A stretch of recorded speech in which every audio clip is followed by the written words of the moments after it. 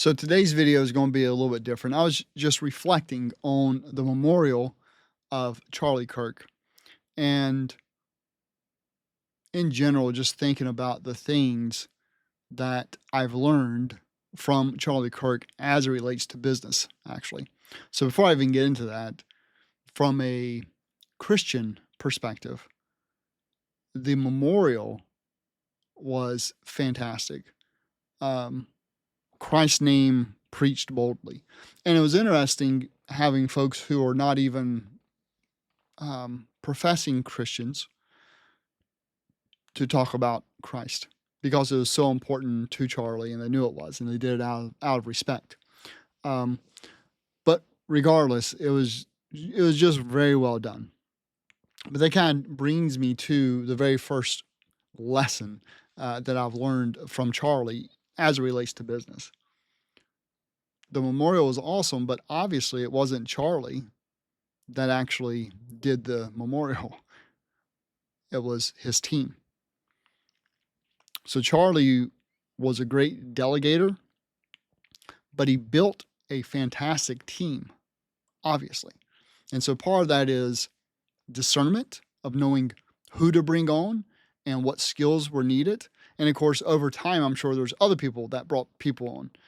But the only way that this organization was able to pull off that event in 7 days, where you had hundreds of thousands of people there live, tens of millions watching online in real time, and probably hundreds of millions watching, after the fact.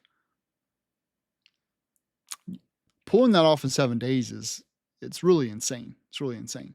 And having the president of the United States there, the vice president, so many cabinet members, is just like the logistics of that. It's just unfathomable to me how you actually do something like that in such a short time frame. From a human perspective, the only way you pull something like that off is if you have really talented people to do so.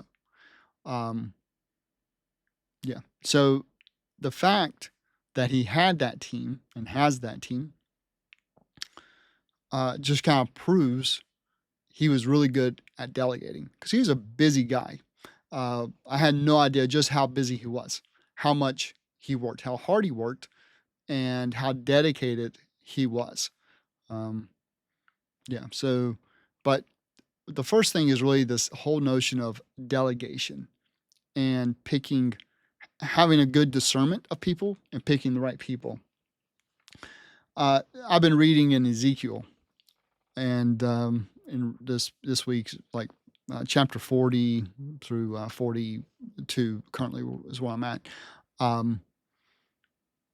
And it's all about the measurement of the new temple. And so the Lord gives Ezekiel this vision, and he's talking to this man, whether it's a man or an angel, I'm not sure, but God tells Ezekiel, listen to him.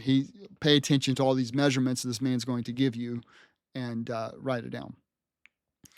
And so this angel goes and starts measuring the stuff. Hey, this is how thick the walls are. This is how tall they are. This is the east gate and the north gate and the west gate, south gate, and the outer courtyard, the inner courtyard, the rooms, 30 rooms. There's just all this detail about the temple.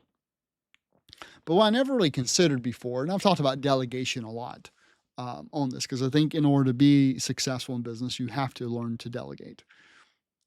And there's plenty of examples in the Bible of delegation. We've talked about Moses, talked about the disciples, and taking care of the widows and actually getting deacons in place basically to do that. So plenty of examples in the Bible of delegation, but I've never thought about the fact that God delegates.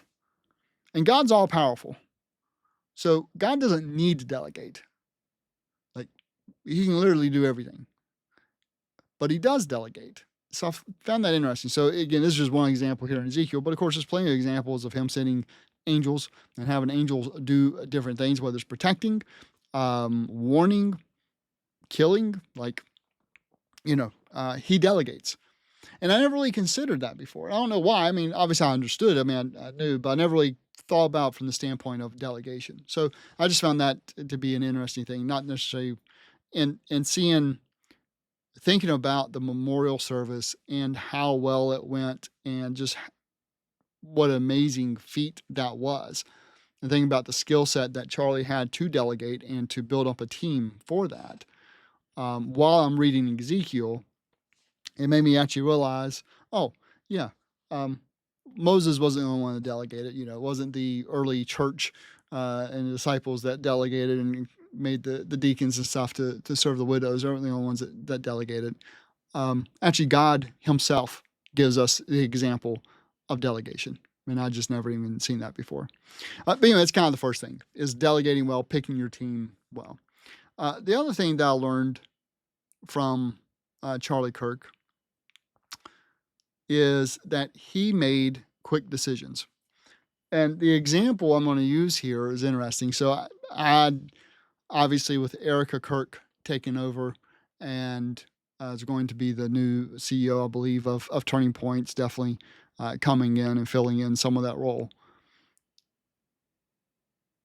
Saw where they met and how they met, and were basically, it's like a job interview type of thing, but obviously Charlie kind of had other ideas potentially, I think, when he was talking to her. But they met at a restaurant, talked for like 3 hours, if I understood correctly, and pretty much is like, yeah, I don't want to offer you a job. I want to date you. And she's like, what? Maybe, can we be friends first? And he's like, no, I have all the friends I need. So I want to date you. She said, so I'll pick you up tomorrow, and you can decide if you want to date me or not. And it was just, I don't know, that quick decision, and it was very interesting to kind of see that. And to hear Erica talk about it, obviously it's kind of what she needed at the time too, which is, just great. God puts the right people in our lives. But seeing that made me think about the fact that quick decisions need to be made. And he made this quick decision, but it wasn't an uninformed decision. He talked to her for 3 hours, talking all about things, from Constitution to theology to all kinds of things. And I'm assuming he had done some research on her before to even have this conversation. He probably had certain ideas and kind of understood where she was at on certain things, and then had this conversation with her. But it was amazing to me just how quick that decision was, and just very much, I know what I want, and let's do this thing. And it wasn't a wishy-washy thing. It's like, no, I'm not interested in being friends. I'm just interested in dating. If you're up for it, let's go. If not, then I'm not here to waste your time, and I'm not going to waste my time. It's like, wow. But that quick decision making is something that I struggle with and have struggled with. Always thinking I need more information, need more certainty, need more whatever before I make the decision. And I forget the exact percentage, but I think Jeff Bezos says something to the effect of, once you have like 70%, it may even be less, but once you have 70%, of the information, make the decision. So you don't need to wait for 100% or even 90% or like even 80%. So again, I think the number was around 70%. So successful entrepreneurs make quick decisions. It's another lesson that I learned from Charlie Kirk. Another lesson, the last one I'll talk about here, is Charlie lived this out. And that was, he wanted to understand before being understood. So Dr. Stephen Covey made this popular in his book, The 7 Habits of Highly Effective People. It's habit number 5. Seek to understand before being understood. When you would see Charlie debate professors, college students, he would let them talk, and then he would end up asking questions, usually clarifying questions, he would get ready to say something, but then a lot of times he would stop and then he'd ask a question because he was seeking to understand them better, where they're coming from, what their ideas were, maybe even how they define terms, whatever the case was. He was truly seeking to understand them before he was seeking to be understood. And again, Dr. Stephen Covey made this popular, but it's even in the scripture. It's in Proverbs 18:13. Yeah, Proverbs 18:13 says, "He that answereth a matter before he heareth it, it is folly and shame unto him." So, he that answereth a matter before he heareth it, it is a folly and a shame unto him. So, make decisions quick, but don't make them until you hear the information. Make sure you understand what the matter is. So I thought this is really, really good from the standpoint of how he lived his life, Charlie. How he lived his life, how he sought to understand before being understood. And as business owners, we should totally seek to understand what it is our customers want, what it is our team members want. Yes, we have a vision and we should want people to understand what our vision is, and that's all fine.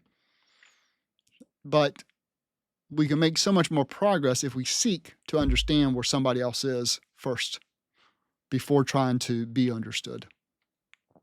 So again, from a business perspective, I just wanted to call out 3 things that I've learned from Charlie Kirk. I hope this was beneficial to you. I may do more things around this. I'm not sure. It's just been amazing to see how much impact Charlie had. And like I said, my video I made last week, I've followed and listened to Charlie Kirk for a very long time. But it's amazing to see just how many people did, and then even how many more start paying attention because of him being martyred. So either way, I hope this was beneficial to you. And if you like this video, then YouTube thinks you'll probably like this one next. So I'll see you in the next video.